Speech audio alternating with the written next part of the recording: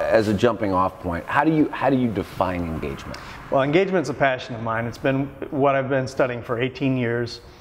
And employee engagement is a psychological investment. So when an individual is psychologically invested in that organization, we say they're engaged.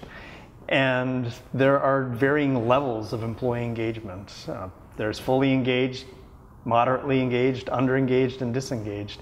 And we're able to determine how engaged an individual is within their organization. Okay, so let's talk about how for a second. So how do you determine that psychological? What's your system for measuring that? It's very simple. We ask 5 questions. Based on the responses to these 5 questions, we can segment you into one of these categories. We want to know how willing you are to refer the organization to people around you, friends, family, how inspired you are to give extra effort, the pride you feel working for that organization, your sense of future at that organization, and your intent to stay a long time. Based on the responses, your responses to these 5 questions, we can put you into one of those 4 categories of engagement.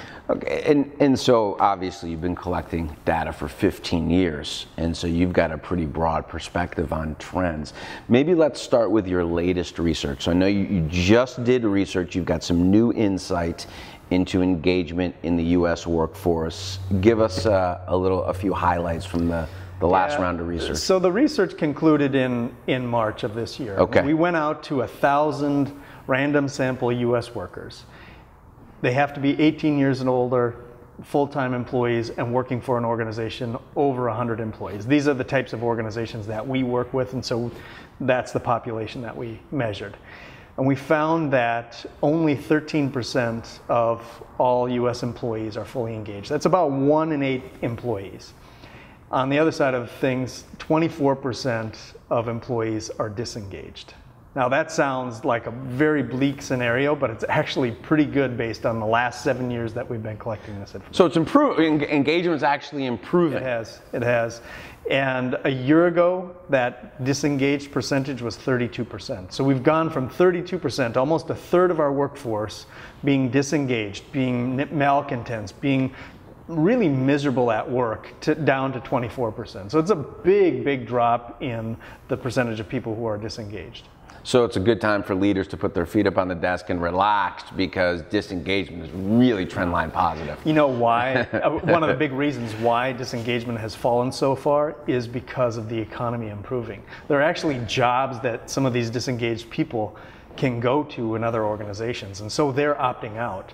So there actually is more pressure on leaders now to engage employees because there's a threat that they're going to lose people. The more disengaged you are, the more likely you are to look for another job. And is it fair to say, okay, so there's the potential that disengaged people could leave, and a leader perspective could be great. If people hate being here, then I'm okay with some of that. And is that a fair perspective? That is fair. And a lot of times we ask leaders to look at engagement at the individual level. So is this person disengaged, and is it temporary? Are they going through a life scenario, a divorce, a health issue within the family? Reasons outside the business. Reasons outside the business. If that's the case, that's somebody you want to move back to moderate engagement or full engagement. But if this is somebody who's been disengaged for 3-4 years, you know you're not going to bring them back into the fold. Yeah, it's time to have that conversation and ask them how we can part ways. Okay. Exactly. And maybe even a bigger implication to me is the 1 out of 8. Now, although that might be improving, what it still suggests is that most companies are leaving a tremendous amount of potential and contribution on the table in a time where business is growing increasingly complex and change and innovation are required. New thinking, contribution, ideas, everybody's best effort is needed, and yet only 1 out of 8 people are fully engaged. Is that a fair perspective? It's absolutely fair. Okay. So, you know, we think about the fully engaged and the moderately engaged as the heavy lifters. Right. So it's 13% who are fully engaged, and then 27% who are moderately engaged. And those moderately engaged people, maybe they could be lured away to another opportunity if it's right. The 13%, those fully engaged, they're advocates to the organization. They're almost impossible to hire away. But between the two, you've got 40% of your employees who are doing the heavy lifting. The other 60%, not dead weight, but they're doing the minimum to get by. There's room for improvement. There's room for improvement, and I like the term that you use, that performance potential, because that's what engagement is performance potential. The more engaged people are, the more they're realizing their performance potential.